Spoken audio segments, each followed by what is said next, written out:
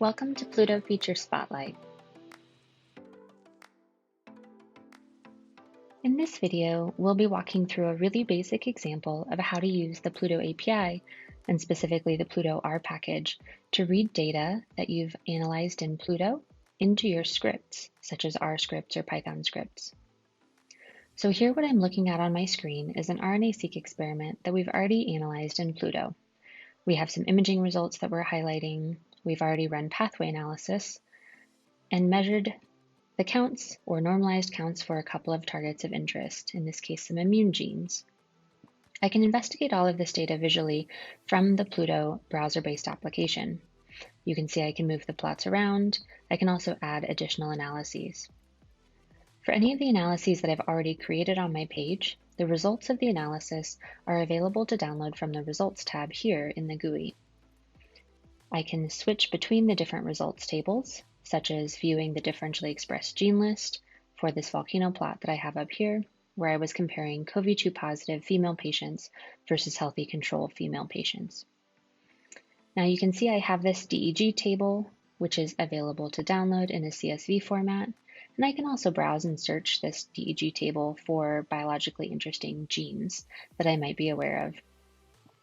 You'll see that in Pluto, I did two different differential expression comparisons, including my female patients and then also my male patients, each of which generated a different differentially expressed gene table here. Now, I could download these DEG tables from Pluto and analyze them in Excel or another program to, say, find the overlapping significantly differentially expressed genes.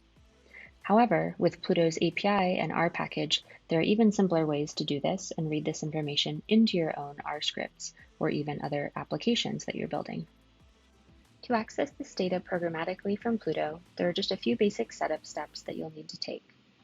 You can learn more about those steps by visiting our help docs or by opening up the chat bubble in the lower right and searching for articles about how to access the data programmatically. Here you'll find detailed instructions for fetching the data via our API, R package, or Python scripts. The help docs also link to our GitHub repo with more information and examples. The first thing you'll need to access data programmatically is your API token. Visit the account page and create an API token if you haven't already. You'll copy this API token and use it in your R script. Back on our experiment here, we were wanting to analyze these two DEG lists, which are making up these volcanoes. If we go to our R script now, the basic setup involves creating a .renviron file where we're going to paste in that API token that we just copied from our account. Make sure to restart your R session so that that Pluto API token gets saved in memory. Now in our R script, you'll see some basic dependencies that need to be installed. More information about this is available in GitHub. And for this example, we're just going to be using the gplots library to create a very basic Venn diagram overlapping the DEG tables from our two comparisons in Pluto. The next thing that we need to perform this comparison is the ID for the experiment. In Pluto, the experiment IDs can be found in the URL or down here in the experiment footer. We'll click to copy this ID. You can also find the ID in the methods modal on any analysis in Pluto.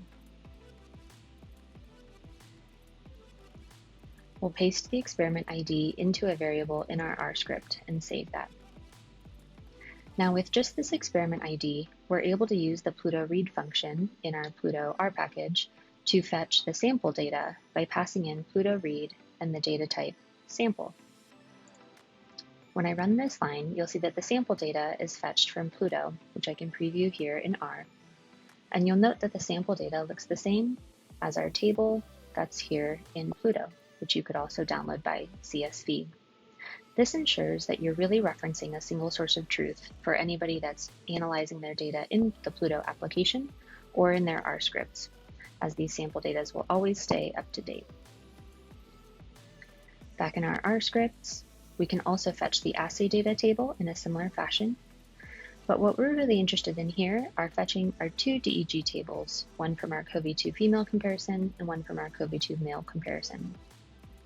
You'll notice now the data types on these requests are results, and what we're missing is a plot ID. Going back to Pluto, we can copy these plot IDs from the methods section of either of these analyses.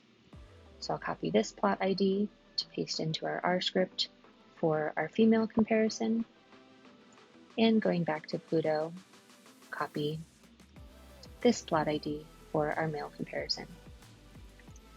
Now, one important thing to note is you can get these IDs programmatically as well using other endpoints. Be sure to check out our API docs for a full list of all of those available endpoints.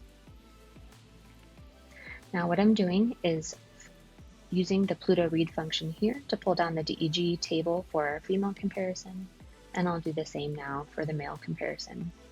You can see in my console that they had slightly different rows of differentially expressed genes between the two comparisons, which we might expect from looking at the volcanoes and seeing that they had different shapes. I can preview this data in R once again and see lots of informative columns here, such as the adjusted p-value and a gene symbol. For this example, we can now take our two GEG lists that we've read into our R script and, for example, make a Venn diagram. So what I'm going to do here is take our female comparison and just filter out any genes that have a p-value less than 0.01 and do the same thing for our male comparison. And we're going to be overlapping those gene symbols to see the overlap in a Venn diagram. When we run this really basic plot type, we can see that 402 of the genes that were differentially expressed were both differentially expressed in both the male and the female comparisons of CoV2 versus control. The CoV2 versus control female comparison had 1,200 genes that were uniquely differentially expressed in this comparison as compared to the comparison in the males. This is a really basic example, but intended to hopefully illustrate how you can start to read any of this kind of data from Pluto programmatically, using it even potentially as a backend to your own scripts and applications, or just fueling your bioinformatics pipeline for that proprietary IP generation within your company or lab.